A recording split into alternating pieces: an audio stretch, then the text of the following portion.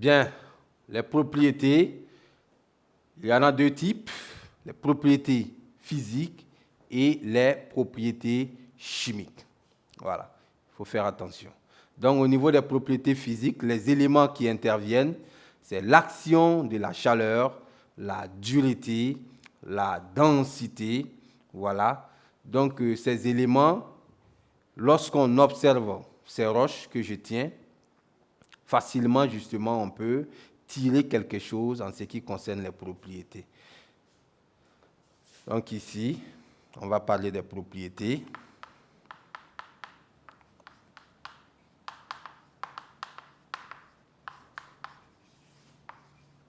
Les propriétés physiques, 2 points.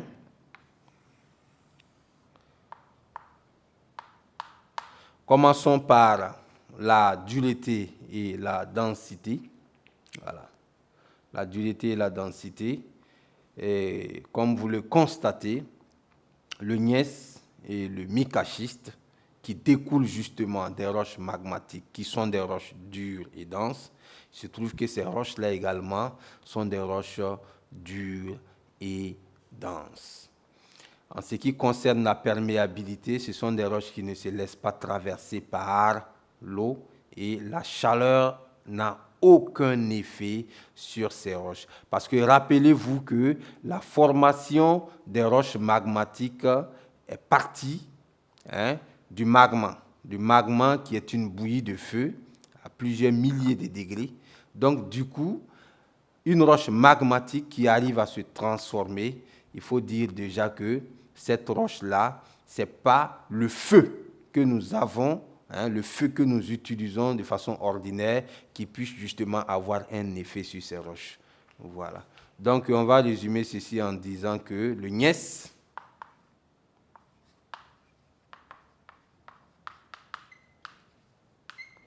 et le micaschiste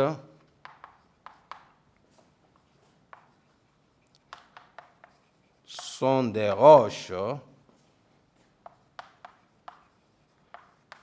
dures, et denses. Voilà. Ce sont des roches dures et denses. Ils sont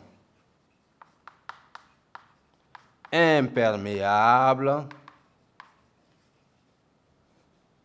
à l'eau. Voilà. Ils sont imperméables à l'eau. Voilà. La chaleur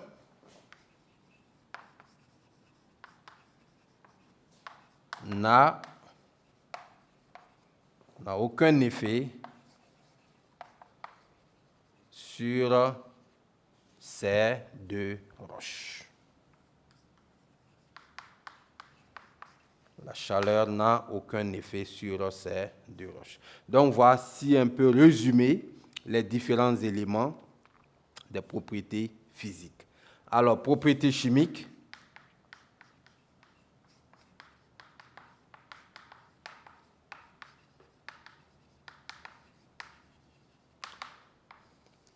Propriétés chimiques.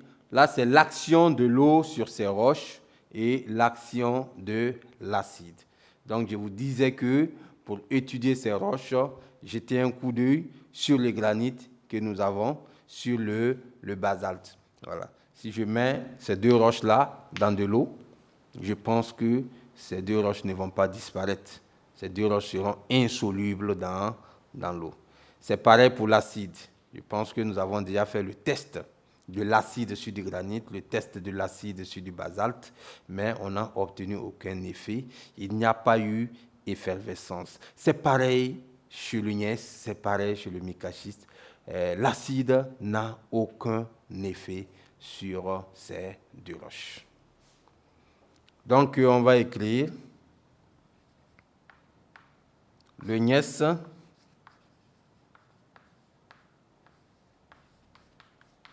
et le micaschiste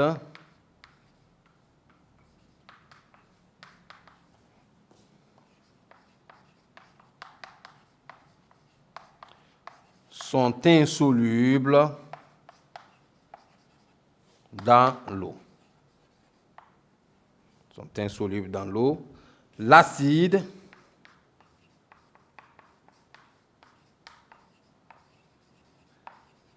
n'a aucun effet sur ces deux roches. Voilà. On pouvait encore dire que, voilà, il n'y a pas effervescence, il y a absence d'effervescence lorsqu'on verse de l'acide sur ces deux roches. Chers apprenants, chers élèves, nous voici au terme de l'étude des caractères et des propriétés. Nous allons maintenant passer au petit 2 où nous allons parler de la composition minéralogique de ces deux roches.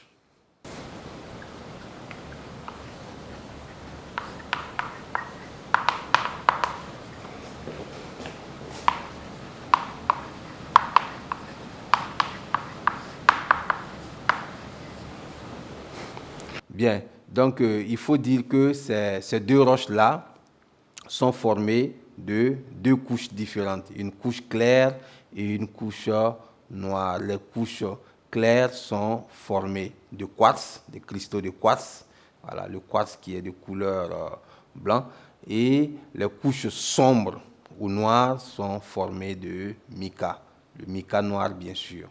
Voilà. Donc que ce soit le gneiss, que ce soit le micaschiste, comprenez que ce sont des roches formées de rubans, ce sont des roches feuilletées, ce sont des roches rubanées formées de plusieurs couches. Chers apprenants, en ce qui concerne la composition minéralogique, on voit déjà qu'il y a deux éléments qui apparaissent en majorité. Nous avons le quartz et nous avons le mica.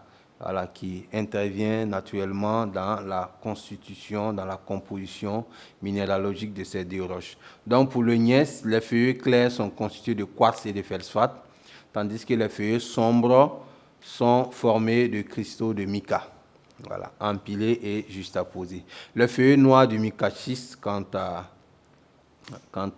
au micaschiste justement, on a des cristaux de mica noir, voilà, tandis que les zones blanches, les zones blanchâtres sont formées de cristaux de quartz.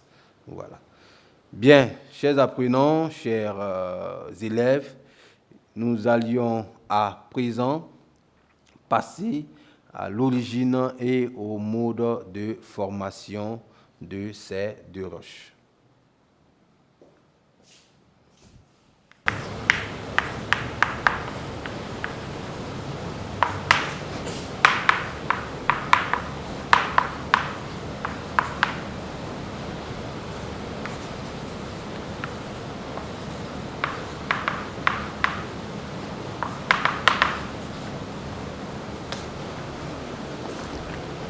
Chers apprenants, chers élèves, à présent, nous passons au gisement, à l'origine et au mode de formation du gneiss et du micaschiste. Donc, en petit a, gisement.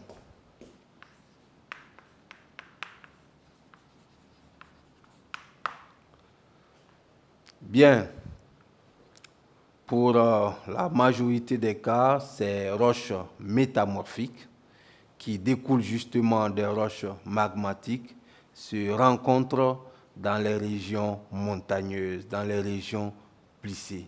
Voilà. Il faut dire que ces roches sont formées suite à un métamorphisme, suite à une cristallisation des roches endogènes. Et qu'est-ce qui crée cela? C'est la pression et la température. Ça veut dire quoi? Suite à l'effet de la pression, suite à l'effet de la température, une roche peut être transformée. Une roche peut se recristalliser pour donner justement une autre roche. Ce n'est pas des processus qui se passent justement dans un laps de temps. Non, c'est des processus qui se déroulent pendant un long temps, pendant plusieurs années. Voilà, une transformation d'une roche, en partant d'une roche endogène en une roche métamorphique. Non, l'expression métamorphisme, justement, intervient à son niveau. Donc, le métamorphisme, par définition, c'est cette transformation-là et les agents qui, justement, participent à cette transformation, c'est la pression, c'est la température. Voilà. Donc, comme gisement, bien, les roches métamorphiques forment de vastes ensembles dans les régions plissées. Les régions plissées, ce sont les régions montagneuses où il y a assez de montagnes. Voilà.